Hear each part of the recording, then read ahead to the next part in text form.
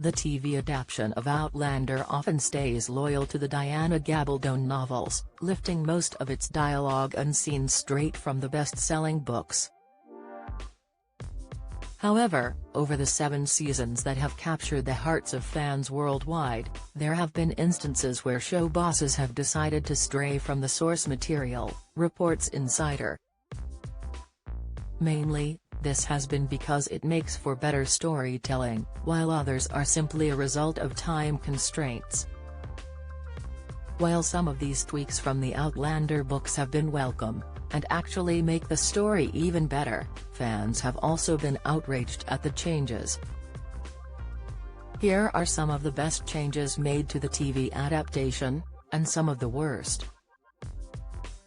Rupert and Angus. The comedic duo Rupert Mackenzie, Grant York, and Angus Vore, Stephen Walters, provide a bit of humour during Claire's, Katrina Balfe, early days at Castle Lock as she comes to terms with the fact that she's travelled 200 years into the past. Their witty banter was a welcomed addition to the show, given viewers had to watch through some extremely dark moments throughout Season 1. However, neither Rupert nor Angus features significantly in the books. Frank's desperate search for Claire after traveling through the stones. The first Outlander book was written solely from Claire's perspective, which means readers were unaware of how Frank, Tobias Menzies, reacted after Claire went through the stones at Craignaddon. The TV show gives viewers an insight into Frank's tireless search across the Highlands, and the desperate lengths he went to for any scrap of information about his wife's whereabouts. Viewers were able to grasp exactly why Claire felt so conflicted about staying in the past, even after her wedding to Jamie. It also helped give fans an insight into Frank's character, which helps draw a distinct line between Frank and his unfeeling, callous ancestor, Jonathan "Blackjack" Randall, also played by Menzies. Murtagh surviving the Battle of Culloden. Jamie's godfather's fate is the biggest departure from the books in the TV show. Whilst Diana wrote it so, Murtagh Fitzgibbons, Duncan Lacroix, died on the battlefield at Culloden at the beginning of the 3rd book, Voyager. The show's creators decided to keep his character alive for longer after realizing just how popular he was with audiences. In the series, Murtagh becomes an extremely important character.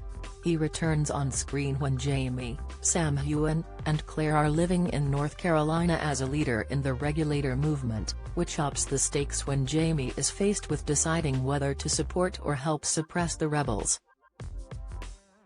Audiences were also able to view a softer side of him in his relationship with Jamie's aunt Jocasta, Maria Doyle Kennedy, something which ends up replacing the relationship Jocasta has with her former slave Ulysses, Colleen McFarlane, in the books. His death in the show becomes a turning point for Jamie as he realizes that he can no longer support the British Army again, foreshadowing his decision to fight for patriots in the Revolutionary War. Join the Daily Records WhatsApp community here and get the latest news sent straight to your messages.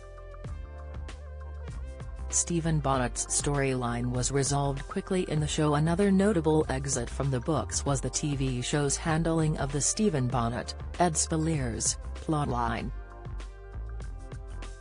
The pirates' run-ins with the Frasers spanned 3 of the novels, Drums of Autumn, The Fiery Cross, and A Breath of Snow and Ashes, and culminated after a protracted game of cat and mouse with Jamie and Roger, Richard Rankin.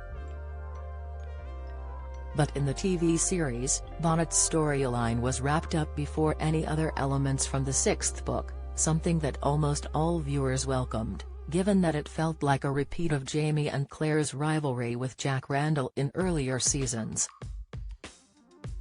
The series' handling of sexual assault since Outlander first hit screens, it's garnered both attention and criticism due to its repeated use of sexual assault as a plot device. Jamie, Claire, and their daughter Brianna have all been victims. However, Despite the criticism from viewers, show bosses are only following the storyline set out by Diana. Significantly changing, or completely removing, these scenes and storylines would be unthinkable to many Outlander fans, and it would be a struggle to reach the points the show goes to without them.